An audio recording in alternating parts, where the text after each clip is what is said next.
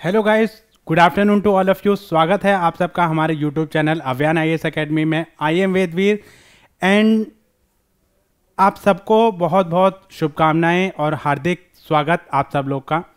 जिन बच्चों का कल हमारा रिज़ल्ट आया है यूजीसी नेट का, जिन बच्चों का नेट और जेआरएफ निकला है उन सब को अव्यान आईएएस एकेडमी से की तरफ से बहुत बहुत कॉन्ग्रेचुलेशन और आने वाले टाइम के लिए बहुत बहुत बधाइयाँ और शुभकामनाएँ। सभी छात्र और छात्राओं को जिन्होंने अपनी कड़ी मेहनत और तरक्की के साथ में अपने लक्ष्य को हासिल किया, और जिन लोगों का रह गया है कोई बात नहीं। आज आप लोगों को मैं एक बात बताऊंगा। एक बहुत ही सुंदर कहावत है, मन के जीते जीत और मन के हारे हार। अगर आप ये मान लेते हैं कि नहीं भैया अब मेरे से नहीं हो पाएगा, तो आप डेफिनेटली उसी दिन आप हार जाते हैं।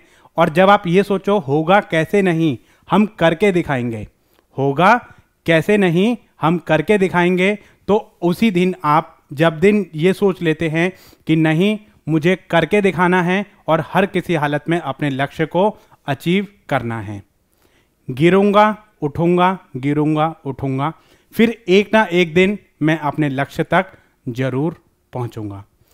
इसी कामना के साथ आप सभी लोगों को डॉक्टर बी.आर. अम्बेडकर जी की जयंती की बहुत बहुत हार्दिक शुभकामनाएं। इनकी एक बहुत ही अच्छी लाइन है।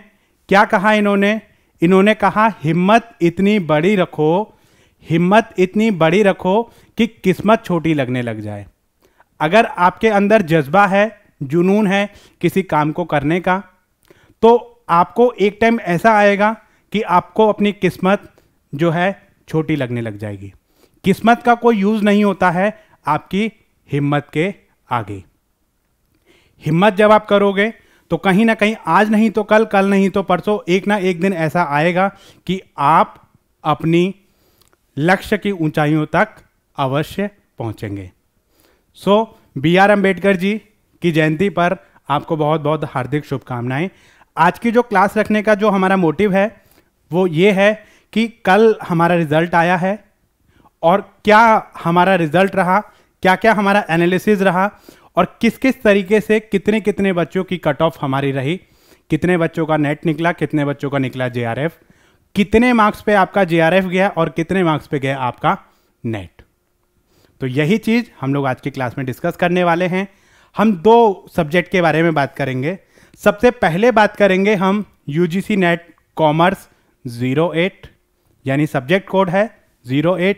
अगर मैं बात करूं यूजीसी नेट कॉमर्स का, तो अनरिजर्व कैटेगरी के लिए अगर आप नेट की बात करो तो 97.43 परसेंटाइल पे आपका जो है नेट गया है, और total number of qualified candidate हैं 1372। अगर मैं जेआरएफ की बात करूं तो 132, यानी 132 लोगों का जेआरएफ क्वालिफाई हुआ है, और परसेंटाइल आपकी रही है 99.7296, राइट। तो ये अनरिजर्व कैटेगरी के लिए है, कॉमर्स वाले स्टूडेंट्स के लिए। अगर मैं बात करूं ईडब्ल्यूएस की, तो ईडब्ल्यूएस की जो इससे कट ऑफ है वो थोड़ी सी डाउन गई है 93.606। टोटल नंबर ऑफ कैंडिडेट जो आपके क्वालिफाई हुए हैं वो 344 एंड 99.28, यानी इससे थोड़ा सा कम, बहुत ज़्यादा डिफरेंस आपका नहीं है, थोड़ा सा ही डिफरेंस है आपका। और यहाँ पर आपके 33 कैंडिडेट ने स्विच किया है जीआरएफ की तरफ। ऐसे ही अगर मैं ओबीसी की बात करूं तो ओबीसी में आपकी जो कट ऑफ गई है 91.57, और जो कैंडिडेट क्वालिफाई हुए हैं वो हुए हैं 1027।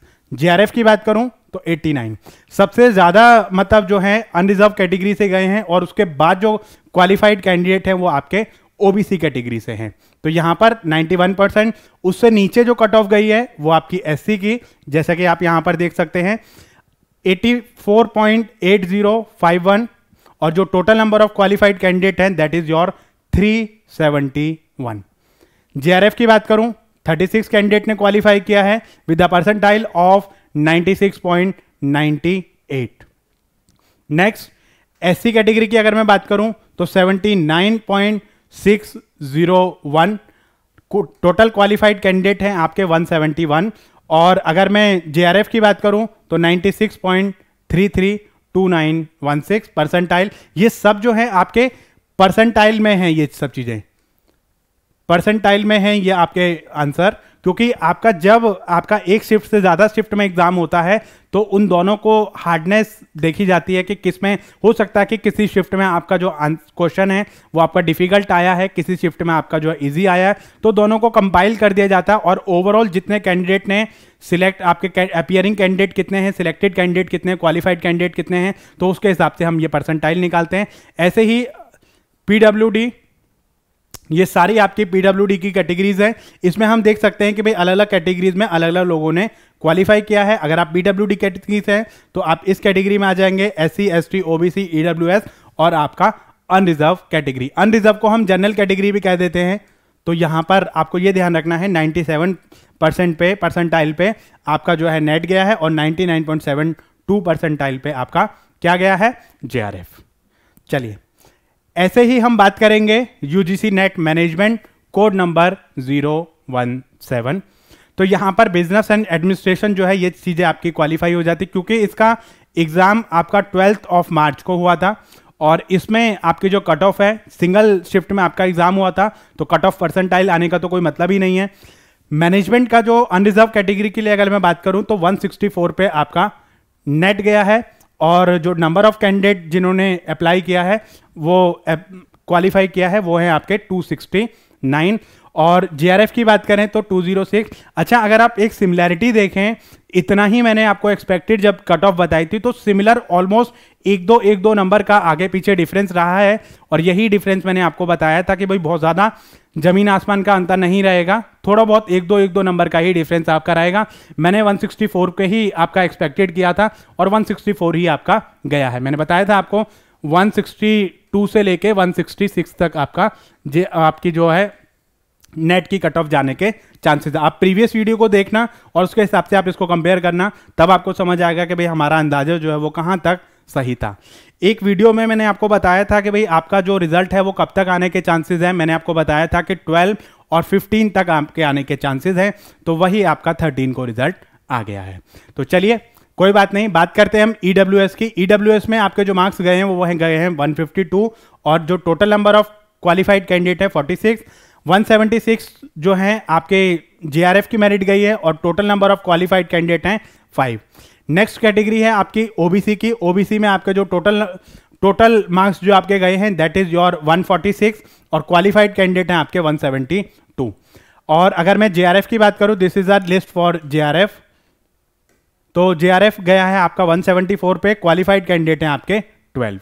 अगर ऐसे ही आपके एससी की बात करूं 138, 67 और आपका जेआरएफ गया है 162 पे और इसमें है आपके 6। एसटी में आपके 138, 24 और 160 पे आपका जेआरएफ गया है। बाकी ये सब जो है आपके पीडब्ल्यूडी की कैटेगरी के हैं। सो इसमें आपकी ये दोनों चीज़ें थी आपकी कि हमारा जो नेट जेआरएफ कितने पे गया है कॉमर्स सब्जेक्ट का और नेट जेआरएफ गया है आपका मैनेजमेंट सब्जेक्ट का। सो अगेन उन सभी लोगों को बहुत बहुत शुभकामनाएं जिन बच्चों का एग्जाम क्वालिफाई हो गया है, और किसी भी बच्चे का अगर एग्जाम नहीं क्वालिफाई हुआ है तो घबराने की बात नहीं है। आप दोबारा से जून के अटेम्प्ट की तैयारी कीजिए। टाइम पीरियड कम है, ज़्यादातर चीज़ें आप लोगों ने अभी एग्जाम की तैयारी करी थी, अभी रिसेंटली आपका एग्जाम हुआ है, तो आप अपनी कमियों को आइडेंटिफाई कीजिए कि भाई ये सेक्शन हमारे जो वो कमी रह गई थी, इन सेक्शन पे हमारी जो है वीक पॉइंट है, उन पे आप काम करना स्टार्ट कीजिए। डेफिनेटली जून वाले एग्जाम में आपका जो नेट है वो क्वालिफाई होगा विद जेआरएफ। तो इसी उम्मीद के साथ आपको अव्यान की तरफ से बहुत बहुत हार्दिक शुभकामनाएं, और आप हमारे साथ आगे जुड़ें। आगे तैयारी करने के लिए आप अव्यान आईएएस एकेडमी के चैनल को डाउनलोड करें, लाइक शेयर सब्सक्राइब करना ना भूलें। आगे की क्लासेस में हम आपको बताएंगे कि भाई आपको जून वाले एग्जाम के लिए तैयारी कैसे करनी है। अगर आपको वीडियो पसंद आई, इंफॉर्मेटिव लगी, तो आप जरा कमेंट सेक्शन में आप जरा कमेंट कीजिए, लाइक शेयर सब्सक्राइब करना ना भूलें। So thank you guys, take care, have a nice day.